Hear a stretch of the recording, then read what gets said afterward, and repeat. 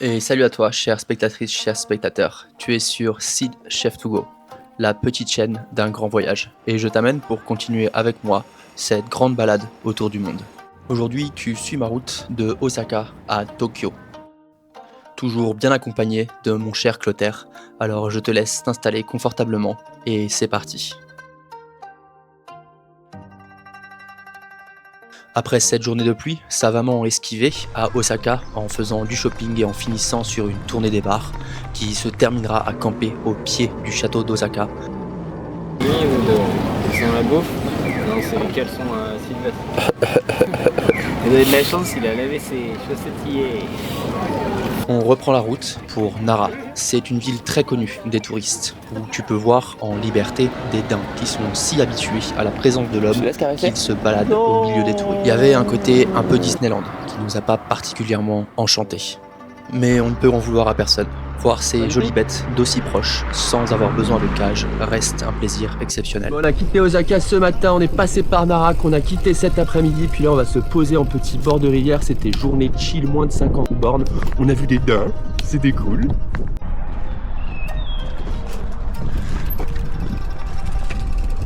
Oh bâtard. Ce soir, on finira cette journée dans un camping un peu plus adapté et un peu plus nature que la veille.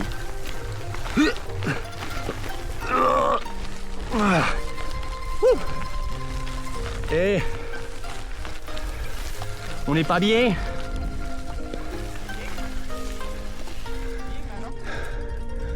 On est même parfait. Calme ce soir. Je sais pas qu'on se mette sous un pont vers Kyoto.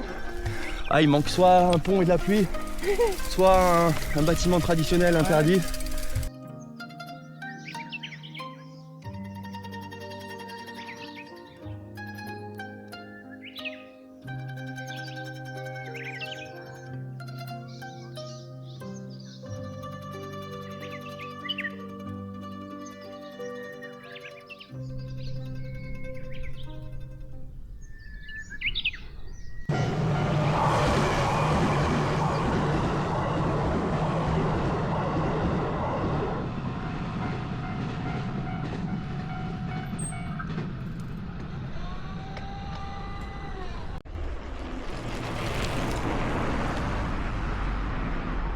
À ce moment, entouré de sakura dont les fleurs volaient dans le vent, j'ai vraiment l'impression de me retrouver dans un manga, un instant assez magique.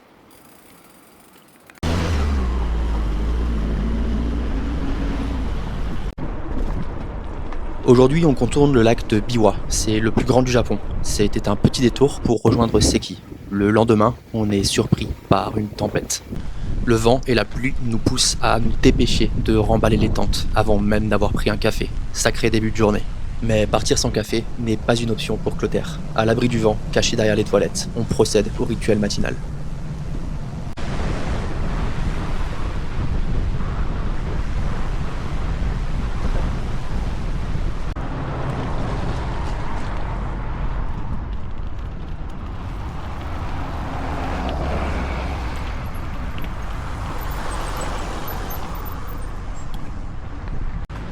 Le vent restera assez violent toute la journée et le temps très maussade. Mais on passe par de jolis villages et on ne peut pas s'empêcher de capturer la beauté de ces endroits où l'on est juste pour un court instant.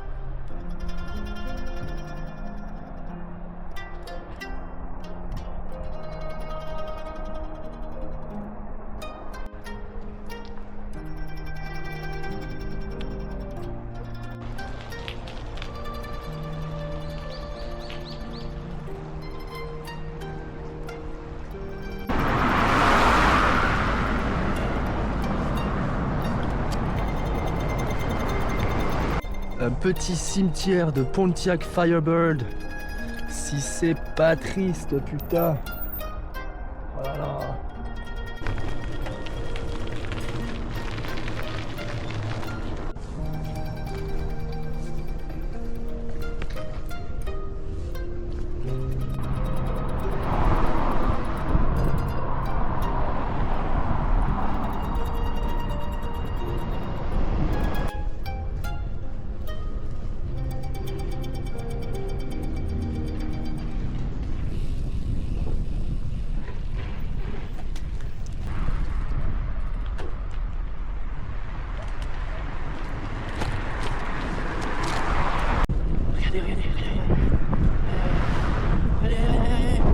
c'est beau.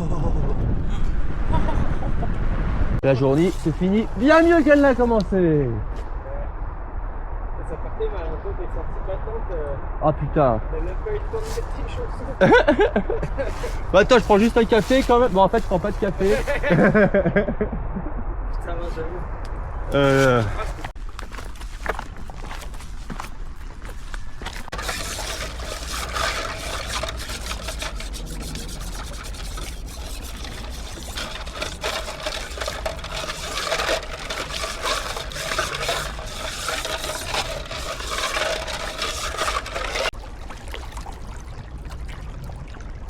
Aujourd'hui, c'est une de ces journées où le soleil a d'autant plus de chaleur et de saveur à la suite de la journée qu'on a pris hier. On en profite pleinement.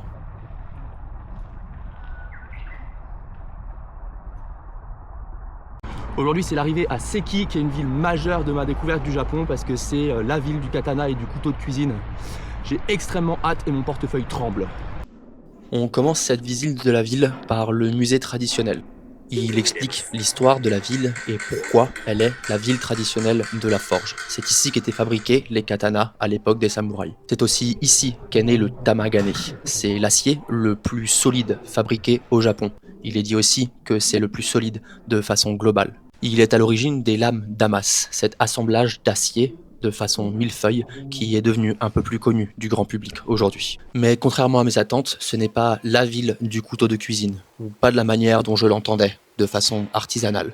Mais c'est ici que regorgent les usines de fabrication de couteaux japonais. Miyabi, Mkusta, Mac, ces usines dont on peut trouver les produits un peu partout, de façon globale. Ce n'est pas ce que je recherchais, je repars sans dépenser d'argent. Je suis pas sûr.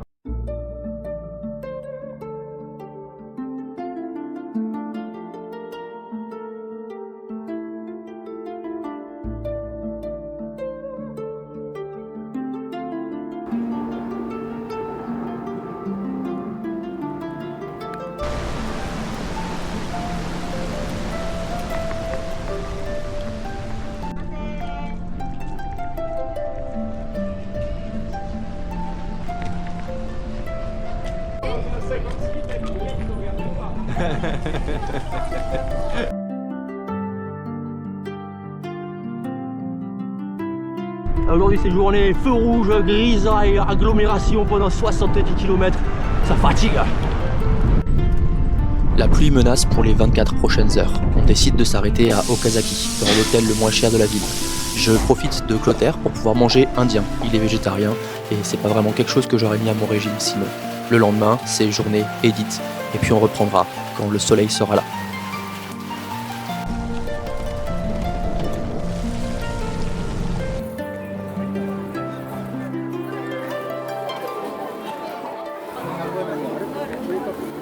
Aujourd'hui, c'est soleil et vent dans le dos. Ah, je suis même pas sûr qu'on méritait ça, bordel.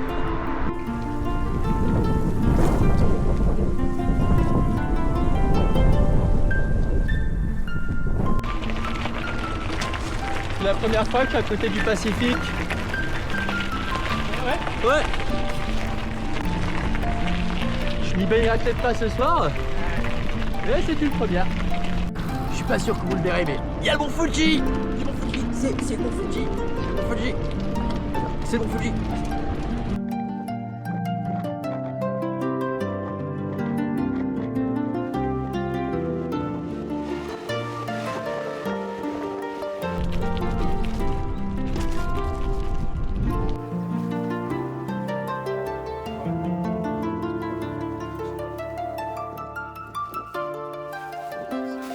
Donc le terre il fait mieux avec sa caméra, on s'apprête à quitter un petit endroit, on a campé cette nuit. Déjà ça me fait penser vachement à... il y a des pins, pas exactement les pins des Landes, mais ça y fait penser avec ces pins océaniques. Et tous les gens qui sont passés ce matin, nous ont dit bonjour, il y en a deux qui nous ont tapé la dispute, un où je n'en ai rien compris, et l'autre mes cours de japonais se sont avérés utiles puisque j'ai pu répondre à où on va, d'où on vient, depuis combien de temps on voyage, quel âge on a. Voilà, première fois que mes cours de japonais se sont avérés utiles. Il a posé les bonnes questions aussi. Et voilà, on est reparti, mais cet endroit était très sympathique. Dis donc.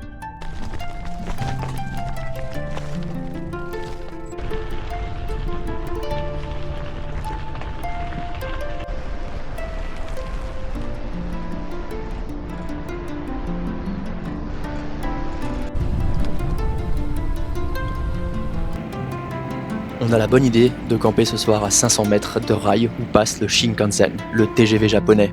Il passe environ toutes les 20 minutes jusqu'à 23h. Mais on est bien posé, on n'a pas à se plaindre.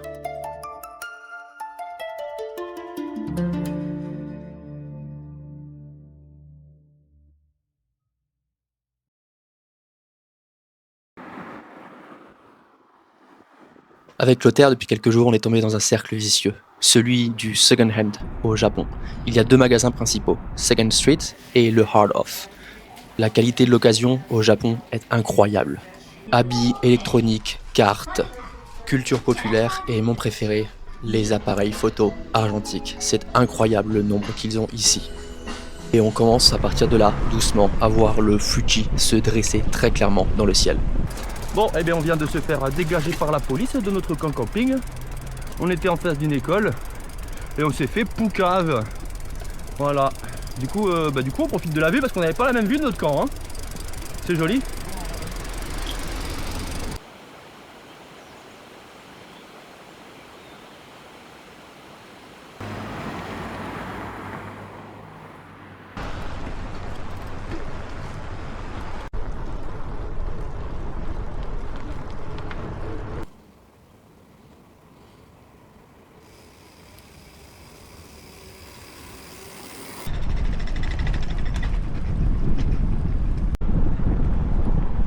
Avec le temps qu'il fait aujourd'hui, on s'imagine déjà une vue imprenable sur le mont Fuji demain matin. On trouve le camp parfait, posé juste en face de lui. On est bien planqué, loin de tout. On miroite déjà une session drone au lever du soleil.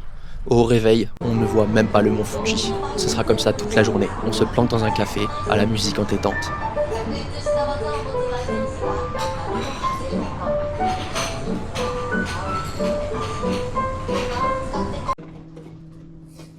Tu me diras,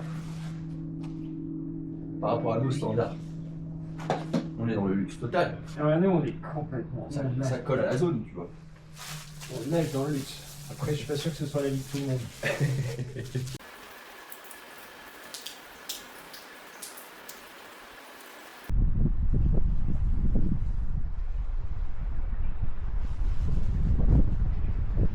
Bon, il est 7h, petite matinée un peu venteuse. Météo mitigée. Et on part à la recherche d'une micro-fuite sur mon matelas qui est apparu hier. Je suis un peu deg, on va essayer de réparer ça.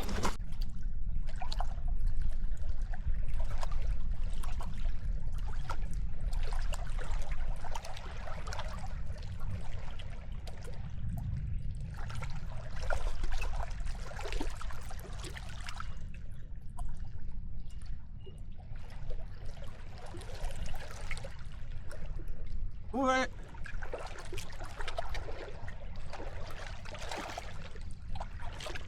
Parce que c'est compliqué. Oh, c'est froid. Oh, c'est froid.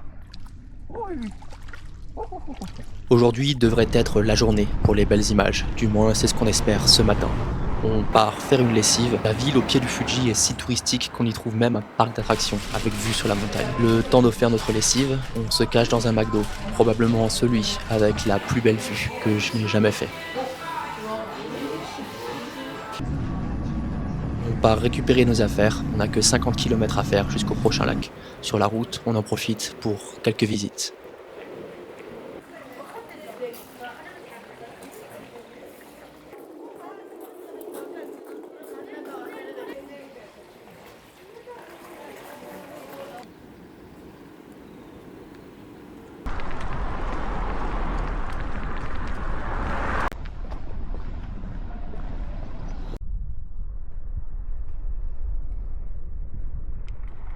Puis, après une cinquantaine de kilomètres, on arrive dans une zone bien moins touristique que la précédente. Nous sommes au Yamanaka Lake. La vue de cette plage est imprenable, le ciel est dégagé. On décide d'attendre un peu avant de planter nos tentes pour éviter d'attirer l'attention et de se faire dégager aussitôt. À ce moment, on se dit que si on arrive vraiment à camper là, on est les rois du monde. Et il semblerait bien qu'aujourd'hui, la chance va nous sourire.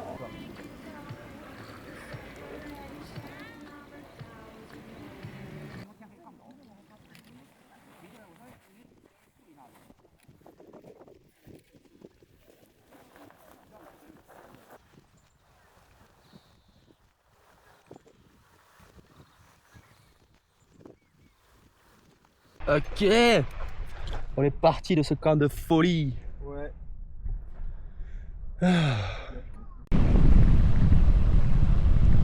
Je quitte Clotaire après quelques heures à rouler ensemble. Lui, loin d'être pressé, veut avancer sur ses édits et prendre le temps avant d'arriver à Tokyo. De mon côté, j'ai un rendez-vous dans un restaurant pour bosser avec un ami la semaine prochaine et un examen médical à passer pour mon visa australien. Pour pouvoir naviguer à mon aise dans la ville sur cette prochaine semaine, j'ai des réparations indispensables à faire sur Jano. Il me faut faire ça au plus vite et j'ai la grande chance de tomber sur Blue Lug, un magasin incroyable de vélos custom. Il s'occupe de mon vélo immédiatement à mon arrivée. Au bout de 2 heures, c'est réglé.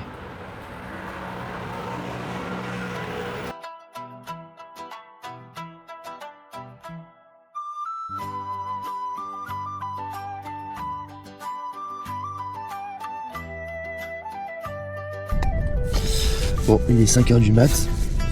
Je commence à remballer parce que je vais aller au marché de poissons de Tokyo. C'est bien l'une des rares choses qui peuvent faire me dépêcher aussi tôt le matin. J'ai hâte, ça va être cool. Et j'ai une grosse journée de prévue à courir partout pour plein de choses dans Tokyo. Comme ça, j'ai moins de choses à faire les prochains jours.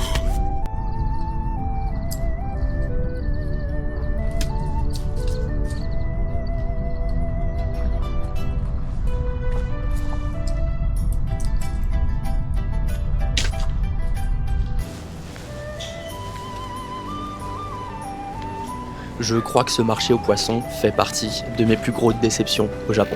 Ce n'était pas une criée, mais bien un marché ouvert pour le public où la majorité du poisson, en dehors de celui que vous voyez coupé maintenant, était emballé, prédécoupé et prêt à ramener à la maison. Tout y était trop propre, trop plastifié, trop calme. C'est vraiment pas l'habitude que j'ai d'un marché aux poissons. La zone est surtout touristique et à partir de 8h, il y avait des queues de gens devant les restaurants et les stands de vente de poissons. À 8h30, je m'enfuis de la zone et pars pour le reste de cette journée qui s'avère bien remplie.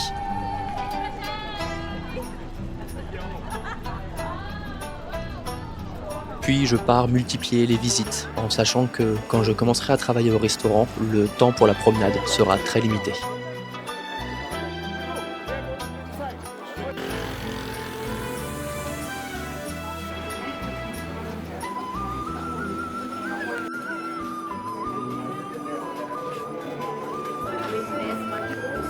Bon, je viens de passer 1h et demie dans la rue des couteaux à Tokyo et j'ai réussi à ne pas dépenser d'argent, ce qui est assez incroyable quand même. La raison c'est que en fait, la majorité de ces couteaux viennent de Sakai, une autre ville, pas Seki, la ville où j'ai déjà été, mais Sakai, qui est en dessous de Osaka, et j'ai prévu d'y passer. Et en fait, les couteaux qui s'importent ici, en plus dans une route touristique, ils les vendent à peu près 20% plus cher. Donc je vais attendre de passer par Sakai pour faire mes petits achats couteaux pour mon frère, pour son pote et pour moi. On arrive à Akihabara, c'est le quartier de l'électronique et de la culture pop. On est loin d'être au top, là, mais c'est l'un des quartiers les plus bondés. On s'y baladera le dimanche avec Clotaire, les rues sont fermées et ça reste noir de monde. Puis, sorti de ce quartier, j'ai une grande surprise. Il est là, le Adrien. Là, je grille les feux devant une police. En fait, je te harcèle. Il est là, le mec qui m'a accueilli à Istanbul, à Phnom Penh, me rejoint à Tokyo. Ça va et toi, mec? Ça va? Trop bien. Trop cool. Bah ouais. Improbable. Improbable, à la fois compréhensible, mais ça aurait pu ne pas arriver, ouais. Bah c'est clair parce qu'en fait, je sais plus les dernières stories que t'avais envoyées, t'étais Ouais. où? J'étais plus au sud. Ouais, donc tu vois, je me suis dit enfin, je sais que j'allais t'envoyer un message, mais Ouais. voilà, je me C'est très bien comme ça. Oui, c'est Adrien, cet hôte qui m'avait accueilli à Istanbul, puis était muté à Phnom Penh, m'a réaccueilli à Phnom Penh. Il est de passage à Tokyo et on arrive à s'y croiser. C'est génial. On passe un bon moment ensemble, puis je reprends la route de plus de 20 km pour rejoindre mon camping du matin. Clotaire me rejoint, puis sur la route de notre hostel pour les prochains jours, on se balade un peu dans la ville. Le lendemain, on a rendez-vous avec Yoshihisa, un japonais qui, de passage à Colmar en septembre, a entendu parler de mon voyage. À mon arrivée au Japon, il m'a envoyé un message sur Instagram pour me dire que si je passais à Tokyo, on se baladerait ensemble dans la ville. J'ai été loin de m'imaginer que d'une part, il parlait français, que d'une autre part, il l'avait fait guide pour les 8 dernières années à vélo dans Tokyo. On fera sur une seule journée 80% des points d'attraction touristique, tous expliqués à la perfection par notre superbe guide. Palais impérial, arène de sumo, temple majoritaire. Ici, les quartiers d'habitation de Nicolas Bouvier, l'un des voyageurs suisses des années 60 les plus réputés. Il nous balade dans toute la ville, et même en dehors. On ira jusqu'à visiter les îles artificielles au sud de Tokyo, où l'on prendra ensemble un bento pour lunch avant de repartir. Une balade de plus d'une quarantaine de kilomètres qui nous aura pris toute la journée. L'une des choses qui nous a beaucoup fait rire avec Clotaire, c'est que notre super guide a commencé la journée en nous disant que les personnes qui traversaient au rouge étaient les gens d'Osaka, que les Tokyoïtes respectaient le feu rouge et le feu vert. Sauf qu'à chaque fois qu'un feu se retrouvait rouge, on passait sur le passage piéton correspondant au vert pour pouvoir gruger. Un comportement qui nous a beaucoup fait rire et qui est très représentatif de la façon de faire au Japon.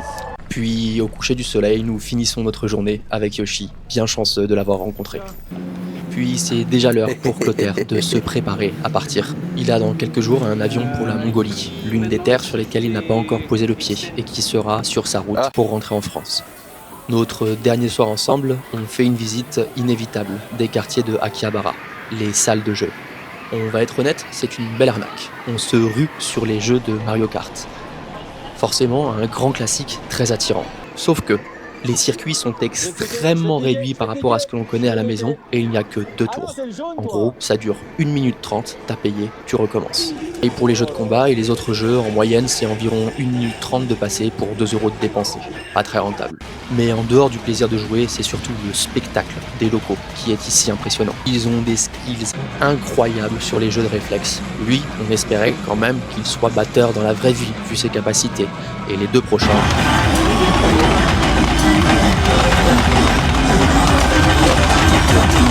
Je n'ose pas imaginer le temps et l'argent dépensés pour en arriver à un tel niveau.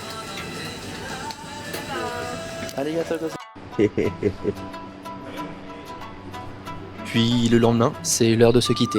Clotaire réussira à prendre le métro après multiples vérifications des dimensions de son carton. Forcément le cœur un peu serré de le voir partir, mais je suis surtout content du temps qu'on a pu passer ensemble.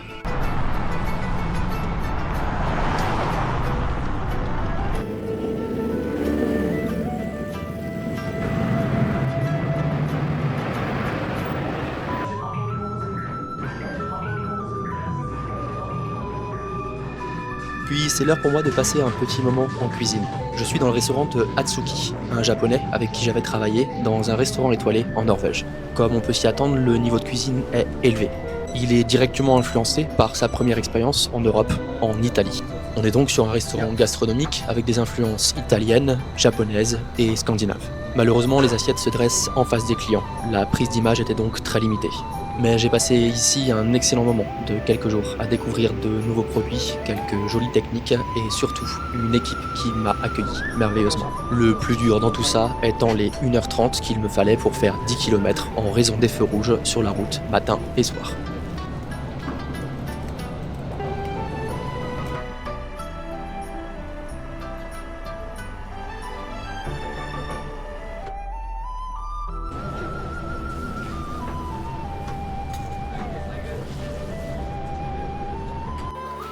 Puis après un dernier tour dans l'un des meilleurs magasins de caméras d'occasion que j'aurais sélectionné sur ce passage à Tokyo, il est l'heure de reprendre la route. Je sortirai doucement de Tokyo pour ce dernier soir et irai camper au même endroit qu'à mon arrivée. Mais le retour sur la route ne se passera pas si simplement. Alors, elle était terrible cette journée de reprise, bordel. La semaine prochaine, stage de coutellerie, passage par Nagasaki et son histoire un peu sombre. Je t'invite à venir continuer cette aventure nippone avec moi. C'était Seed Chef to Go. Merci d'être arrivé jusqu'ici et ciao bisous.